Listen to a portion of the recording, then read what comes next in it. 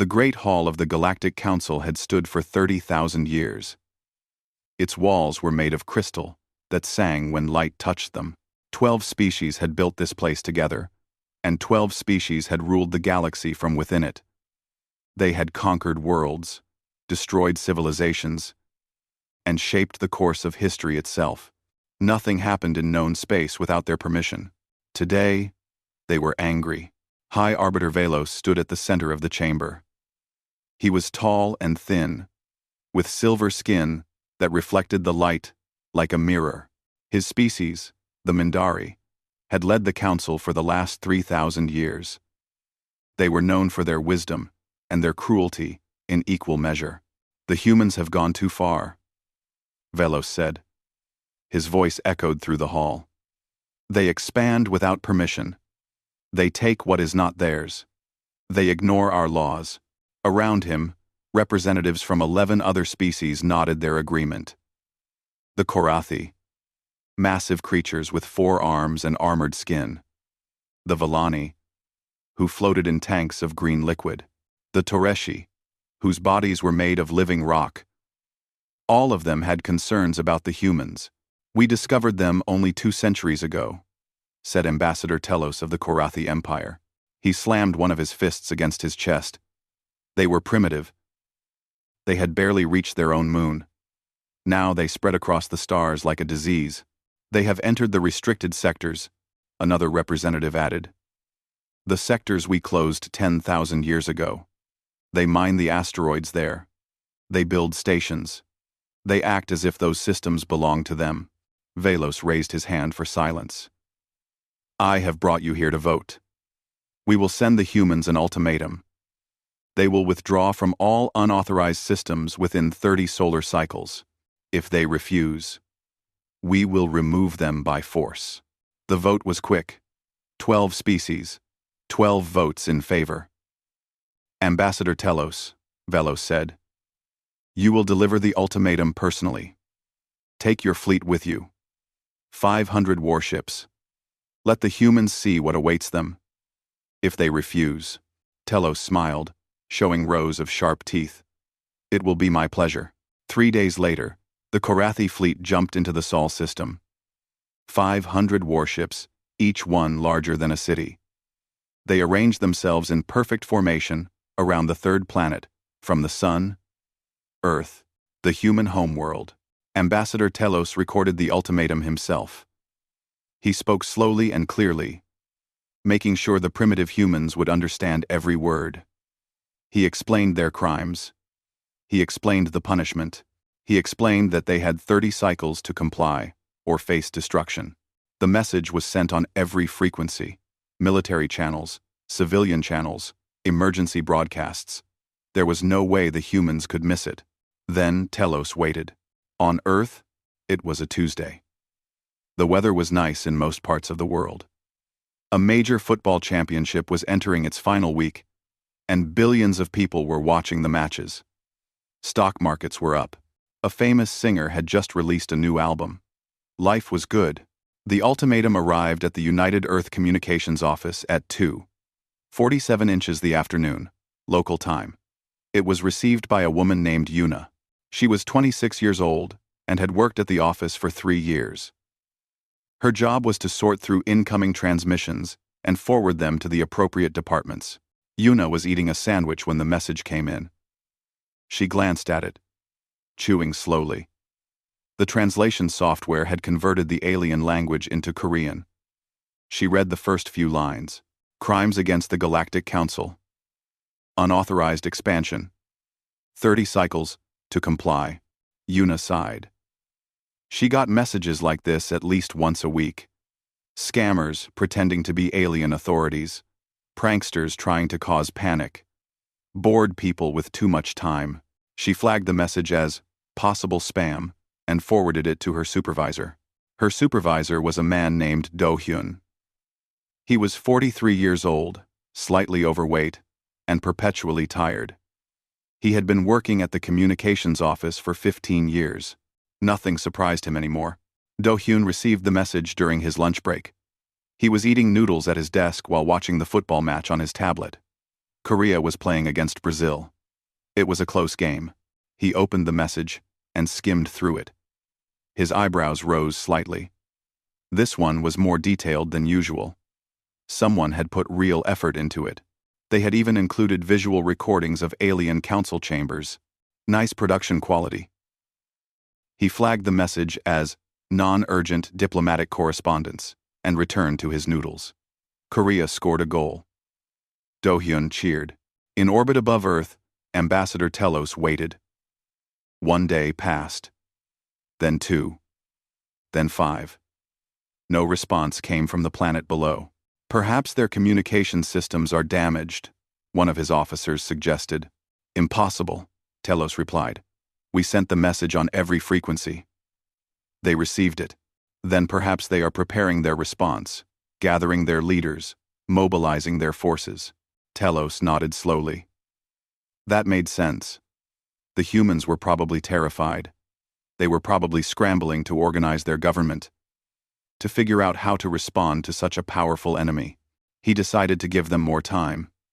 It was the merciful thing to do. Another week passed. Still nothing. On Earth, Yuna had forgotten about the message entirely. She was busy with her normal work, sorting through thousands of transmissions every day. Trade agreements, scientific data, cultural exchanges, the usual stuff. Do-hyun had also forgotten. He had more important things to worry about. Budget reports were due at the end of the month. His daughter was applying to university. His wife wanted to renovate the kitchen. The football championship ended. Korea finished in 3rd place. Life went on. In the council chamber, High Arbiter Velos received Ambassador Telos's report with growing frustration. No response at all? He demanded. None. Telos confirmed. We have repeated the ultimatum 17 times. We have attempted direct communication with their government. They do not answer.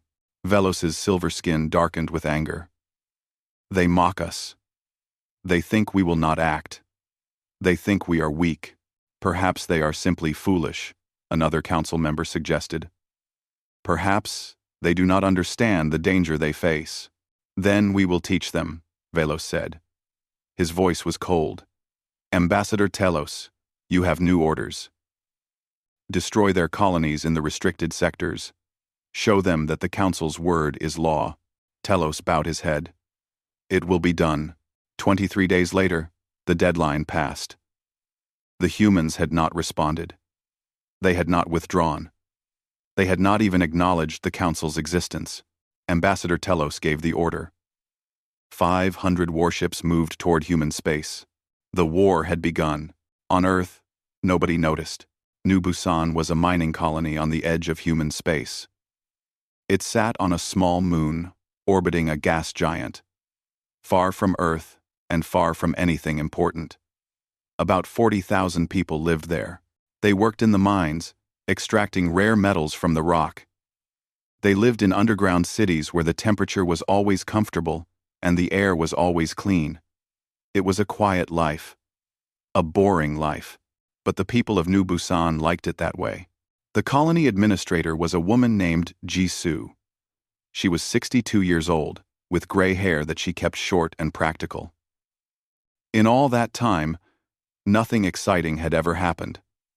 The most dramatic event in recent memory was when a mining drill broke down and took 2 weeks to repair. Jisoo was in her office when the Korathi fleet arrived. She was reviewing supply requests and drinking her 3rd cup of tea. Her assistant, a young man named Junho, burst through the door without knocking. Administrator, he said, breathing hard. There are ships in orbit. Alien ships. Hundreds of them. Jisoo looked up from her work. Alien ships? They're hailing us. They say they represent something called the Galactic Council. They say we're under military occupation. Jisoo blinked. She had heard of the Galactic Council. Of course. Everyone had. They were the alien government that controlled most of the galaxy. Earth had some kind of relationship with them. Though Jisoo had never paid much attention to the details. It wasn't relevant to her work. Military occupation? she repeated. Why would they want to occupy us? We're just a mining colony. I don't know, Junho said. But they're landing ships. Hundreds of soldiers are coming down to the surface. Jisoo sighed. This was going to disrupt the supply schedule. She saved her work and stood up. I suppose I should go meet them, she said. She put on her jacket and walked to the main landing pad. By the time she arrived, dozens of alien ships had already touched down. Korathi soldiers were everywhere, tall and armored, carrying weapons that looked like they could destroy buildings. They were shouting orders in a language Jisoo didn't understand. Their translation devices converted the words to Korean, but they spoke so fast that it was hard to follow. Jisoo walked up to the largest group of soldiers. They pointed their weapons at her. She stopped and raised her hands. Hello, she said. I'm Jisoo, the administrator of this colony. Can I help you with something? The soldiers looked at each other in confusion. One of them spoke into a communicator. A moment later, a larger Korathi pushed through the crowd. His armor was more decorated than the others, an officer of some kind. You are the leader here? The officer demanded. Yes. Would you like to come to my office? We can talk there. The officer stared at her. It's a drink. It's very calming. You seem stressed. The officer did not know how to respond to this. He had conquered many worlds. He had faced armies and fleets and desperate last stands. He had never been offered tea. You are now prisoners of the Galactic Council, he said finally. This colony is under our control. You will obey our commands or face punishment. Jisoo frowned. I'm sorry, but I don't understand. Why are we prisoners? What did we do? Your species has violated council law. You have expanded into restricted sectors without permission. You have ignored our ultimatum. 1. Uncrust. Uncrust. 1. What? Ultimatum. The officer's 4 hands clenched into fists. The ultimatum we sent to your homeworld 30 cycles ago. The ultimatum your government chose to ignore. Jisoo shook her head. I never received any ultimatum. Are you sure you sent it to the right address? We get a lot of spam messages claiming to be from galactic authorities. Most people just delete them. The officer made a sound that might have been a growl. This is not spam. This is an official declaration from the Galactic Council. Your species is now at war with us. Oh, Jisoo said. Well, I wish someone had told me. I would have prepared better. She looked around at the armed soldiers, the landing ships, the weapons pointed in every direction. Then she looked back at the officer. Would you still like that tea? She asked. The occupation of New Busan did not go as expected. The Korathi soldiers established checkpoints throughout the colony. They patrolled the streets. They set up command posts and communication centers. They did everything an occupying army was supposed to do. The colonists ignored them. People walked past the checkpoints without stopping. They went to work in the mines. They shopped at the markets. They ate at restaurants and visited friends and complained about the weather. The Korathi soldiers were treated like a mild inconvenience, like construction work that was blocking the sidewalk. You must obey the curfew, a soldier told a group of teenagers who were out past midnight. The teenagers looked at him with confusion. Why? One of them asked. Because you are under military occupation. Okay, but we're going to Minjae's house.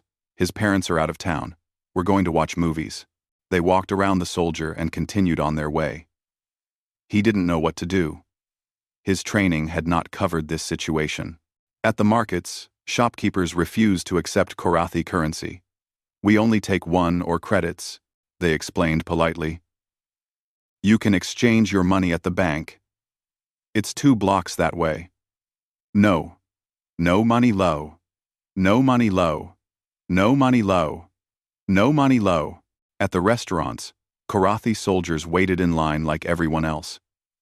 When they demanded to be served first, the other customers complained loudly about rudeness. The soldiers, embarrassed, went back to the end of the line. Children followed the soldiers around, asking questions. Why do you have 4 arms? Can you pick up 4 things at once? What's your planet like? Do you have pets? What do you eat? The soldiers tried to be intimidating. The children were not intimidated. They thought the aliens were interesting. Ambassador Telos received reports from the surface with growing confusion. He had conquered many worlds. He had never seen anything like this. The humans do not resist, his commander reported. But they also do not comply. They simply continue with their lives. They act as if we are not here. Make them understand, Telos ordered. Show them our strength. We have shown them our weapons. We have demonstrated our technology. They are not impressed. Then what do they want? The commander hesitated. I believe they want us to leave, sir. But they are too polite to say so directly. Telos stared at the reports for a long time. He had expected resistance. He had expected fear. He had expected something. Instead, he got tea, and confused looks, and teenagers walking past checkpoints. He sent a message to the council. The message was short and honest. The humans do not appear to understand they are at war. Back on Earth, the attack on New Busan made the news. It was a small story, buried between reports about the economy and updates on celebrity relationships. Defense Minister Tae-woo held a press conference to address the situation. The conference room was nearly empty. Most reporters were covering a different story about a famous actor's divorce. We are aware of the situation at New Busan, Tae-woo said. We are monitoring it closely. We will respond appropriately. A reporter raised her hand. What does appropriately mean? 1. What does appropriately mean? Tae-woo considered the question. It means we will do whatever needs to be done. Are we at war with the Galactic Council? The Council seems to think so. Do we think so? Tae-woo shrugged. I suppose we'll find out. He took a few more questions. Mostly about the budget vote scheduled for next week. Then the press conference ended. Tae-woo went back to his office and continued working on his reports. At New Busan, Jisoo finally convinced the Korathi officer to try the tea. He didn't like it, but he drank it anyway, because he didn't know what else to do. The occupation continued. The colonists continued to ignore it. Somewhere far away, the council watched and wondered why the humans weren't afraid. High Arbiter Velos had not slept well in days. Every report from human space made him angrier. Every message from Ambassador Telos made him more confused. The humans were being occupied. And they didn't care. They were being conquered. And they acted like it was a minor inconvenience. Something was wrong. Something was very wrong. We must strike at their heart, Velos told the council. His voice shook with frustration. We must attack Earth itself. Only then will they understand what they face. The other representatives looked uncomfortable. Attacking a species' homeworld was a serious step. It usually led to long and bloody wars. But the humans had left them no choice. Their silence was an insult. Their indifference was a mockery. I support this action, Ambassador Telos said. My forces at New Busan are making no progress. The humans treat us like tourists. They offer us food and ask us questions. They do not fear us at all. Then we will make them fear us, Velos said. We will send a fleet so large they cannot ignore it. We will show them the true power of the Council. The vote passed easily. A coalition fleet was assembled. 3,000 warships from 7 different species. It was the largest military force the Council had deployed in 500 years. Enough firepower to burn planets to ash. Enough soldiers to conquer entire civilizations. Fleet Commander Zorath of the Mindari was given command. He was old and experienced, with silver skin that had grown dull with age. He had fought in dozens of wars. He had never lost a battle. We will jump directly to the Sol system, Zorath told his captains. We will take up positions around Earth. We will demand immediate and unconditional surrender. If they refuse, we will begin bombardment of their cities. The captains nodded. The orders were clear. The mission was simple. 3,000 ships jumped into the Sol system. What they found was not what they expected. There were no defensive lines, no weapons platforms, no fleets waiting to meet them. The system was full of civilian traffic. Ships moving between planets and stations without any concern. Communication channels were broadcasting entertainment programs, music, news, a cooking show where someone was explaining how to make perfect kimchi. Where are their defenses? Zorath demanded. We are scanning the system now. His sensor officer replied. We detect some military installations on the fourth planet, Mars. A few patrol ships near the outer planets, but nothing substantial. Nothing that could challenge us. Zorath stared at the display.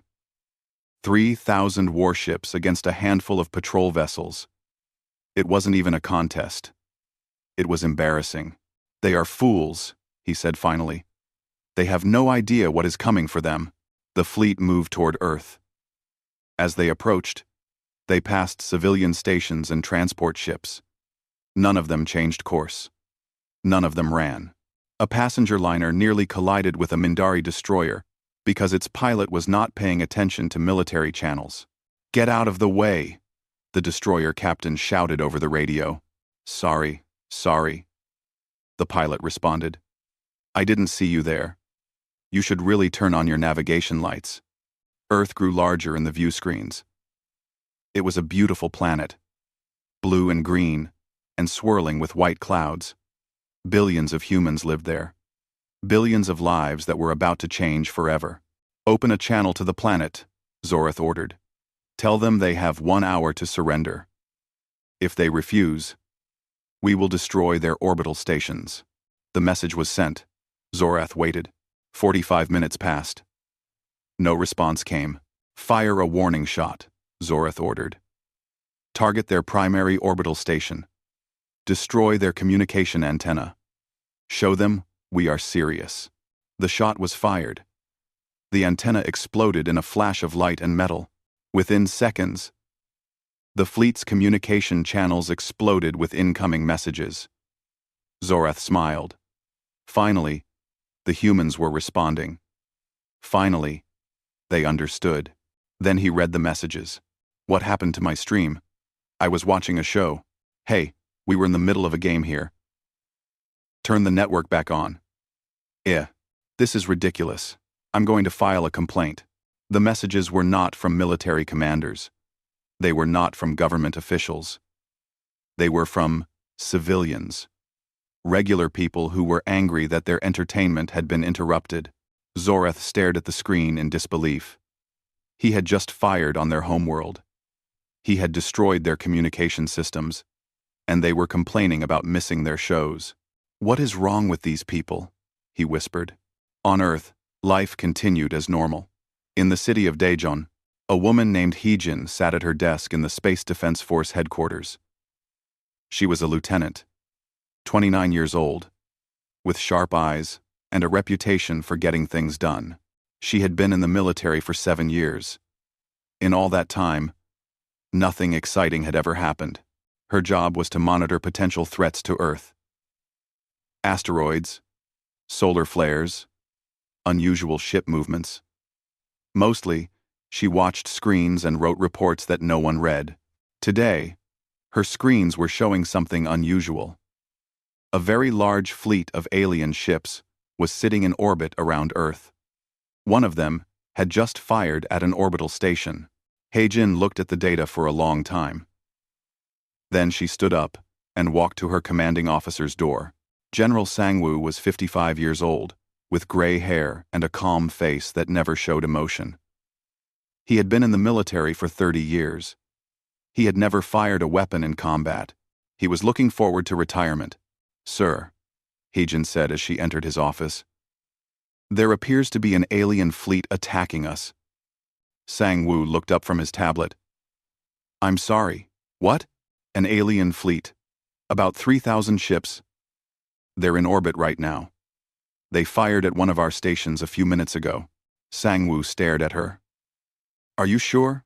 Yes, sir. They're right there. She pointed out the window. If you look up, you can probably see them. Sangwoo did not look up. He sighed heavily and rubbed his eyes. He had dinner reservations tonight. His wife had made them weeks ago. They were going to that nice restaurant by the river. Fine, he said. Handle it. Heijin blinked. Yes. Do whatever needs to be done. You're capable. I trust you. What level of response is authorized? Sang-woo waved his hand. Whatever makes them go away. I don't want to deal with paperwork all night. Heijin stood there for a moment, processing this. Then she nodded and left the office. She walked back to her desk. She sat down. She thought about what she had just been told. Handle it. Whatever makes them go away. She opened a drawer in her desk. It was locked with 3 different security codes. Inside were files that she had never been authorized to access before. Files that had been classified for 40 years. Files that contained humanity's real military capabilities. Not the patrol ships and small stations that the aliens had seen.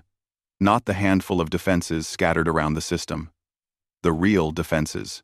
The ones that humanity had built during the expansion wars 200 years ago. The ones they had hidden away because they were too powerful, too dangerous, too excessive. Heijin began to read. As she read, her eyes widened. Then, she started to smile. Above Earth. Commander Zorath waited for a response. He was getting impatient. The humans had been warned. They had seen his power. Why did they not surrender? In the Papa, try again, he ordered. Tell them they have 15 minutes remaining. A new message was sent. Again, no response from the government. Then, finally, a single transmission came through. It was from someone named Lieutenant Heijin at the Space Defense Force. Zorath opened the message. You have 6 hours to leave. This is not a negotiation. Zorath read the message twice. Then he laughed. A single lieutenant was telling him, the commander of 3,000 warships, to leave? These humans are insane, he said. They have no sense of reality at all. He deleted the message and began planning the bombardment of Earth's major cities. In 6 hours, the humans would learn what it meant to defy the Galactic Council. In her office far below, Heijin began making calls. The wheels were finally turning. And somewhere, in hidden bases across the solar system, things that had been sleeping for a very long time began to wake up. 6 hours passed slowly on the bridge of Commander Zorath's flagship. His officers sat at their stations, running final checks on weapon systems and bombardment coordinates. Target lists had been prepared. The first wave would hit 12 major cities across Earth: Seoul, Tokyo, New York, Mumbai, Cairo, Beijing, Sydney. The names meant nothing to Zorath. They were just coordinates on a map, points of light that would soon be points of fire. The deadline has passed, his tactical officer reported. The humans have not responded further. Oh, Zorath nodded. He had expected this. The humans were stubborn and foolish. They did not understand the forces they were dealing with. They thought their one lieutenant could threaten him with a message. They thought he would simply leave because they asked him to. Begin bombardment, Zorath ordered. Show them the consequences of their arrogance. 3,000 ships powered their weapons. Energy built in massive cannons. Missile bays opened. The fleet was ready to unleash destruction, unlike anything Earth had ever seen. The first salvo was fired. It never reached the planet. Across the Sol system, objects that had been sitting silent for 2 centuries suddenly came to life. Asteroids that sensors had marked as dead rocks revealed themselves to be massive weapons platforms, covered in guns and shield generators. Debris fields that had been dismissed as junk turned out to be clusters of automated defense drones. Millions of them, waking up and spreading out like swarms of angry insects. The bombardment was intercepted. Every missile, every energy beam, every projectile. All of it stopped by shields and defensive fire that seemed to come from nowhere. What is happening? Zorath shouted. Unknown contacts, sir. Thousands of them. No, tens of thousands. They're appearing all across the system. Where did they come from? They were here the whole time. They were disguised, hidden. Our sensors read them as natural objects. Zorath stared at the tactical display in disbelief. The system that had seemed empty and undefended was now filled with weapons. But that was just the beginning. From the asteroid belt, ships began to emerge. They came out of hidden docks built into the rocks, sliding into space with silent grace. They were not like any ships Zorath had ever seen. They were massive, larger than his biggest carriers, covered in weapon systems that his computers could not even identify. Their hulls were black and smooth, absorbing light instead of reflecting it. "Sir," his sensor officer said. His voice was shaking. "I'm reading over 2,000 ships emerging from the asteroid belt alone. There are more coming from hidden bases on the moons, more from beneath the surface of Mars. They're everywhere." The human ships moved into formation with mechanical precision. They did not rush. They did not panic. They simply took their positions, surrounding the Council fleet with calm efficiency. Earth's orbital stations, the ones that had seemed like civilian structures, suddenly dropped their disguises. Heavy armor plates slid into place. Weapons emerged from hidden compartments. Shield generators that could stop nuclear blasts powered up and glowed with contained energy. The stations transformed from peaceful platforms into fortresses. Even the civilian ships changed. The passenger liners and cargo transports revealed hidden weapons and armor. They weren't military vessels, but they weren't helpless either. The humans had built weapons into everything. "This is impossible," Zorath whispered. "Where was all this? Why didn't we see it?" The answer was simple, though he didn't want to accept it. The humans had hidden it. They had shown the galaxy only what they wanted to show. Primitive technology, weak defenses, a minor species barely worth noticing. And the Council had believed it. They had believed it completely. A transmission came through from Earth. It was Lieutenant He-Jin, the same woman who had sent the 6-hour warning. "Your bombardment has failed," she said. Her voice was calm and professional. "Your fleet is now surrounded. You have two choices. You can power down your weapons and surrender. Or you can fight." Zorath's hands clenched into fists. Surrender? To these humans? To a lieutenant? Never. He had 3,000 ships. He had the might of 7 species behind him. He would not be intimidated by tricks and hidden weapons. "All ships," he commanded. "Attack formation. Target the nearest enemy vessels and fire." The Council fleet opened fire. Thousands of weapons discharged at once, filling space with energy and metal and death. The human ships did not dodge. They did not retreat. They simply took the hits. The weapons that had been designed to crack planets bounced off human shields like rain off a roof. The missiles that could destroy cities exploded harmlessly against armor that didn't even scratch. Then the humans fired back. Zorath had never seen weapons like these. Beams of energy that cut through ships like paper. Missiles that split into hundreds of smaller missiles, each one finding a different target. Gravity weapons that crushed vessels into balls of twisted metal. Electronic attacks that shut down systems and left ships drifting dead in space. The Council fleet began to fall apart. Ships exploded. Ships went dark. Ships tried to run and were caught by faster human vessels.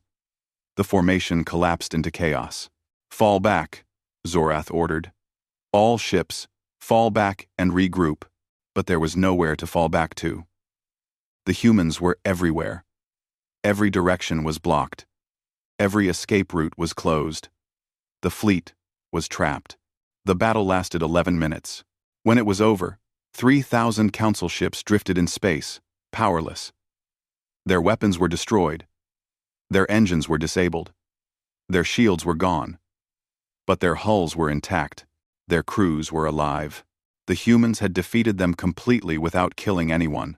Zorath sat in his command chair, staring at blank screens.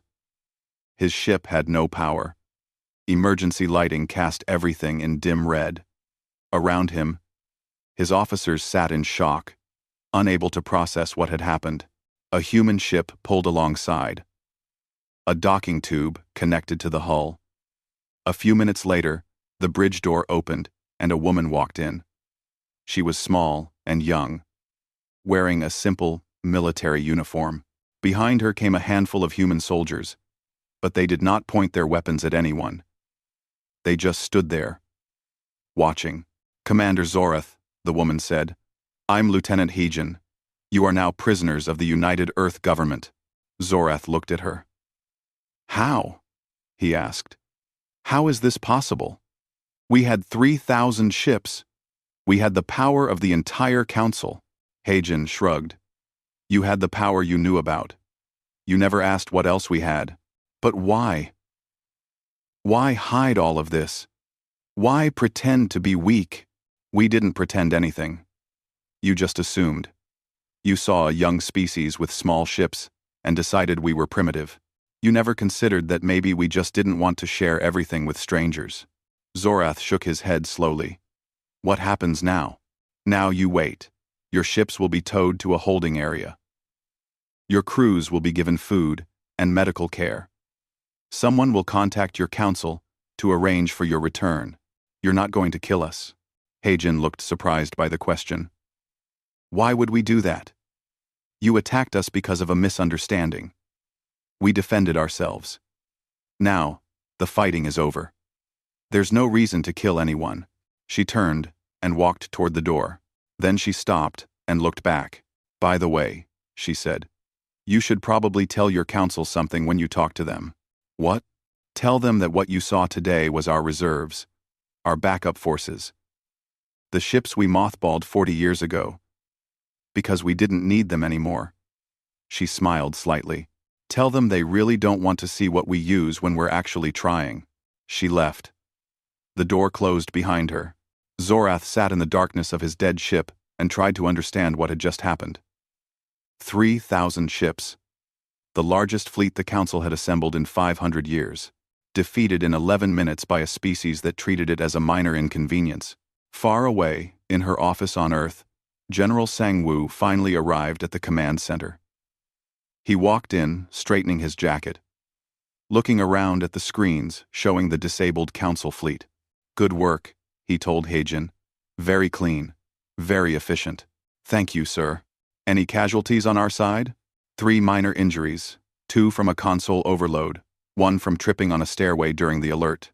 Sang-woo nodded approvingly. "Excellent. Get me a full report by tomorrow morning. I'll need it for the briefing." "Yes, sir." Sang-woo looked at the screens one more time. Then he checked his watch. "I might still make my dinner reservation," he said, and walked out. Heijin watched him go. Then she sat down at her desk and began writing her report. Around her, the command center hummed with quiet activity. Another crisis handled. Another day at the office. Outside, the stars shone down on a system full of defeated warships and hidden weapons, and a species that still hadn't decided if any of this was worth getting excited about.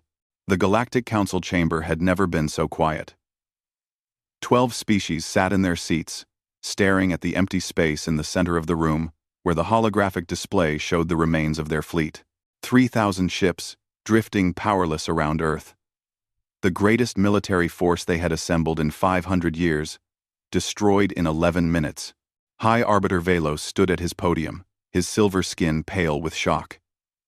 He had not spoken in several minutes. None of them had. There were no words for what had happened. "This is not possible," Ambassador Telos said finally.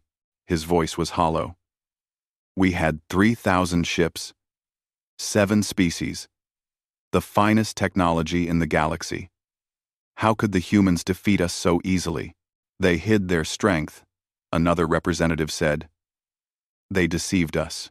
"They did not deceive us," Velos said. His voice was bitter. "We deceived ourselves. We looked at them and saw what we wanted to see. We never bothered to look deeper." The door to the chamber opened. A human woman walked in, escorted by 2 council guards. She was middle-aged, with black hair going gray at the temples and a calm face that showed no emotion. She wore simple clothes, nothing formal or impressive. She looked like she had just come from doing errands. "Who is this?"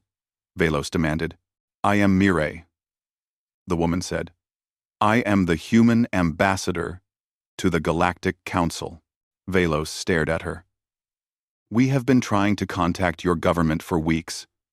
We sent hundreds of messages. You never responded. Now, after you destroy our fleet, you send an ambassador?" Mireille walked to the center of the chamber. She looked around at the 12 species watching her. She did not seem intimidated by them at all. "You sent your messages to the wrong department," she said. "Your ultimatum was flagged as spam and filed in a low-priority queue. By the time anyone important saw it, your ships were already attacking our colonies." "That is ridiculous," Telos shouted. "We used official channels. We followed all protocols." "Your protocols, not ours. You assumed we organized our government the same way you do. We don't." Velos leaned forward. "Are you telling me that this entire war, all this destruction, happened because of a filing error?" Mireille considered this. "Yes, basically." The chamber erupted in angry voices. Representatives shouted over each other. Some demanded punishment for the humans. Others demanded explanations. Others simply sat in stunned silence. Velos raised his hand for quiet. It took a long time for the noise to stop. "Ambassador Mireille," he said, his voice tight with controlled anger. "You have destroyed our fleet. You have humiliated the Council. You have revealed military capabilities that you have hidden from us for 2 centuries. Explain this. Explain all of this." Mireille clasped her hands in front of her. "Everything. Start with why you hid your technology from us. We didn't hide it. We simply didn't share it. There's a difference. The result is the same. You let us believe you were weak. Design. Opses 1 reg climb. Unreg climb. Opses 1. 1. We let you believe what you wanted to believe. When we first made contact with the Council, your scientists studied our ships and our weapons. They concluded that we were a minor species with inferior technology. We didn't argue with them. We didn't correct them. We just let them think what they wanted. Why? Because it was easier. The galaxy is full of empires and councils and collectives, all of them fighting for power. We didn't want to get involved in that. We just wanted to be left alone to do our work." "What work?" Telos demanded. "What is so important that you would deceive the entire galaxy?" Mireille was quiet for a moment.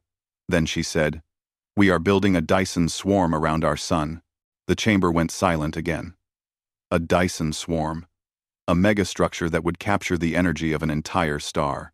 A project so vast that most civilizations could only dream of it. The Council itself had tried to build one 4,000 years ago.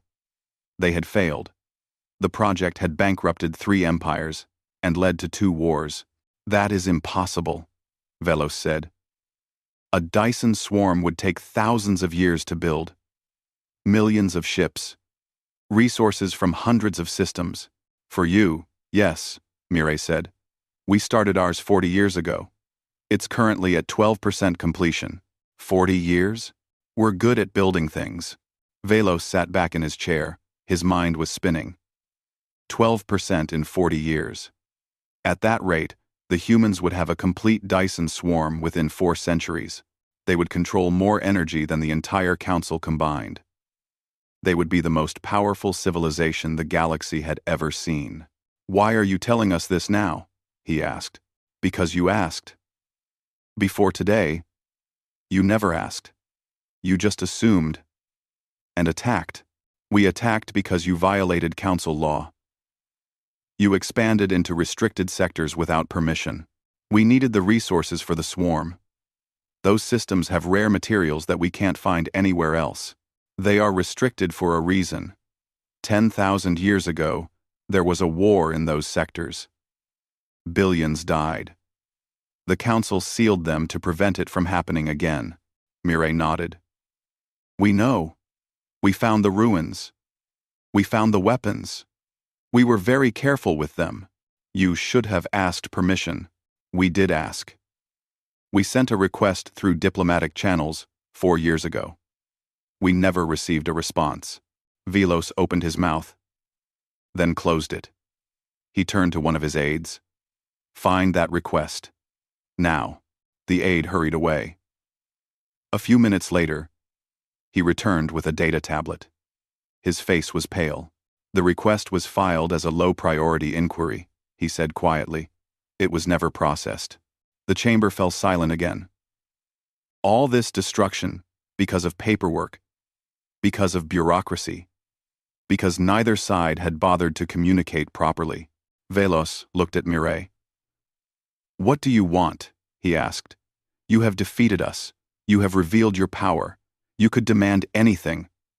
What do you want? Mireille thought about this. We want to finish our Dyson swarm, she said. We want access to the restricted sectors. We want to be left alone. 1. Is that all? Yes. You do not want revenge. You do not want territory, or tribute, or apologies. Why would we want those things? You attacked us because of a misunderstanding. We defended ourselves. Now the misunderstanding is cleared up. There's nothing more to discuss. Send. Why would we want those things? Velos studied her face, looking for deception or hidden motives. He found nothing. The human ambassador meant exactly what she said. She wanted nothing from the council, except to be left alone. The council withdraws all charges against humanity, Velos said finally. We will release your sectors from restriction. We will compensate you for the damage to your colonies. That's not necessary, Mireille said. The damage was minor. A few broken antennas. Some interrupted broadcasts. Our people are already over it. Nevertheless, we will compensate you. It is only proper. Mireille shrugged. If you insist, we also request that humanity consider joining the council as a full member species. Mireille looked surprised by this. Join the council? You have proven your strength. You have proven your technology. You would be a valuable member. You would have a voice in galactic affairs. Mireille considered this for a moment. I'll bring it up at our next committee meeting, she said. We'll let you know. We'll let you know. Thanks for watching. And woman as well. She turned and walked toward the door. Then she stopped and looked back. You should know, she said, that most humans have already forgotten about this war. It was in the news for a few days, and then something else happened. A celebrity got married. A sports team won a championship. Life moved on. How can they forget? Telos demanded. We attacked their homeworld. We tried to destroy their cities. You tried. You failed. In the end, nobody got hurt. There was nothing to remember. She left. The door closed behind her. The council sat in silence for a long time. 12 species that had ruled the galaxy for 30,000 years, humbled by a species that didn't even care enough to remember it. Back on Earth, life returned to normal. Lieutenant Heijin received a commendation for her handling of the crisis. She also received a week of paid leave. She used it to visit her parents in Sokcho, a small city on the coast. She ate good food and slept late, and didn't think about alien fleets at all. General Sangwoo retired on schedule, 3 months after the battle. He used his pension to open a small restaurant in Jeonju. He made excellent bibimbap, and refused to talk about his military career. Do Hyun, the bureaucrat who had flagged the original ultimatum as spam, finally cleared his backlog of diplomatic correspondence. In the process, he found 3 more declarations of war that he had missed from other alien civilizations. He forwarded them to the appropriate departments and went home to watch television with his daughter. Yuna, the young woman who had first received the council's ultimatum, got a promotion. She was now responsible for flagging high-priority alien communications. She was very careful about what she marked as spam. Ambassador Mireille returned to her normal duties. She attended council meetings when required, answered questions from alien representatives, and filed reports that nobody read. When asked about the war, she described it as a learning experience for everyone. At New Busan, Administrator Jisoo finally convinced the Korathi occupying forces to leave. They departed quietly, confused and exhausted, unsure of what they had experienced. Jisoo went back to reviewing supply requests and drinking tea. The colony resumed its quiet, boring life. Far from Earth, past the orbit of Jupiter, past the asteroid belt, past the edge of what most aliens considered human space, the Dyson swarm continued to grow. Massive construction ships moved through space, building collectors and stations and energy transmitters. The work never stopped. Day and night, year after year, humanity built, 12% and climbing. The Council had wanted humans to join them, to become part of galactic civilization, to take their place among the great species of the galaxy. But humans had other plans. Plans that made galactic politics look small and petty. The Dyson swarm would take another 350 years to complete. When it was finished, humanity would control more energy than any civilization in history. They would be able to build anything. This 50, the CD potential, go anywhere, do anything, and the galaxy would still be fighting over scraps of territory and points of pride, wondering why the humans never returned their calls. Some species conquered. Some species ruled. Humans built. That was the difference. And it made all the difference.